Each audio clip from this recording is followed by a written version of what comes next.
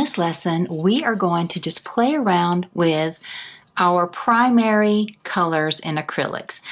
I say primary, but mine are not quite primary. I am using turquoise, a neon pink, and yellow, but you can use your red, blue, and yellow. Since I am doing a finger painting for this one, I am going to actually use my fingers. If you do not want to use your fingers, then you can use a rubber glove to do this same project with. But what I'm going to do is first dip in my yellow with my finger, and I'm just going to start making scribbles.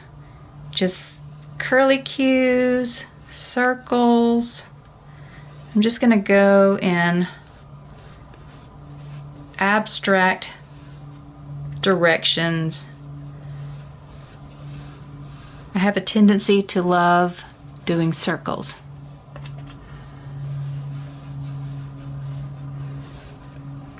But I just want to get a good bit of my yellow first and smear it around.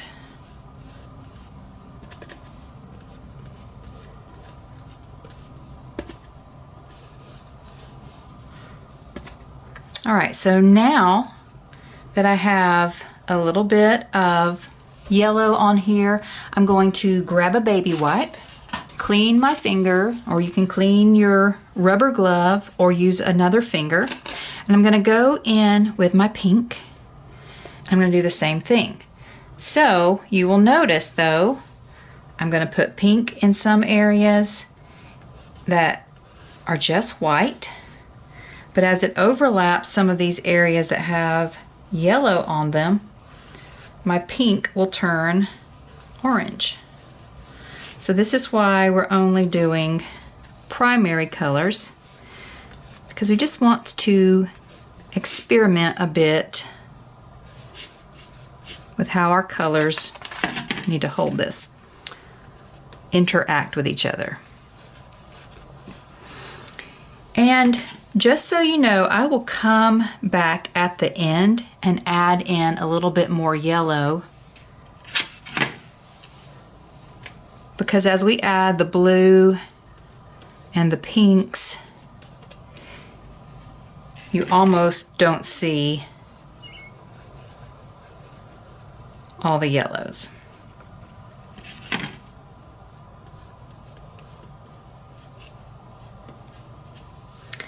All right, I'm going to clean my finger again. And now the blues. So I'm not really letting them dry in between.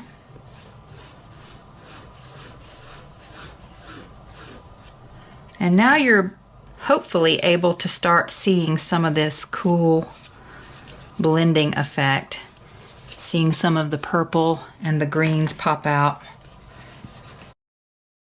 And now I'm going to start the process all over again with yellow,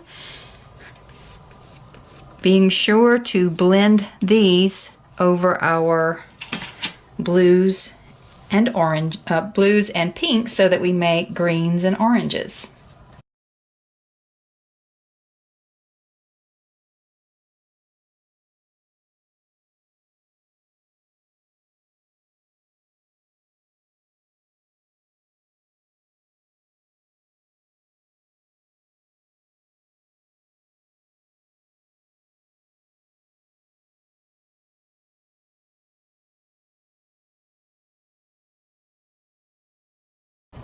All right, so now I have added just a little bit of white to a separate dish, and I'm just going to come in here and add in the white on top, and that will bring out even more of the different colors.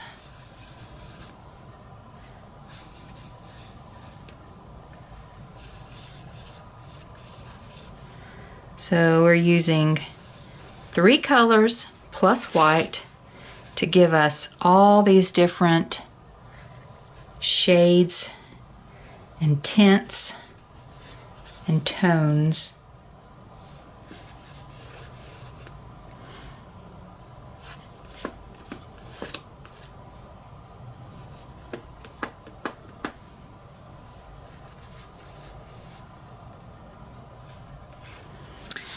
And now I'm going to actually just take this and start back with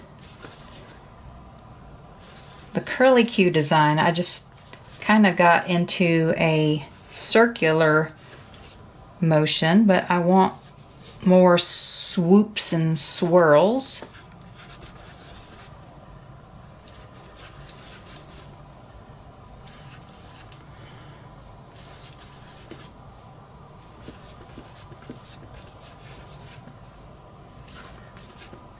And you can just keep coming back and adding in more. This is a fun way to just warm up before you do an art piece. Get to know how your different colors interact together.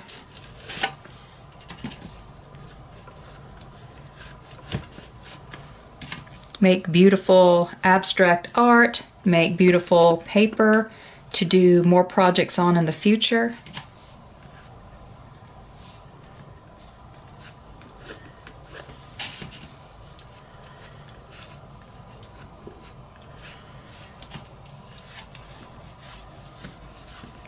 There's no set way this is supposed to look.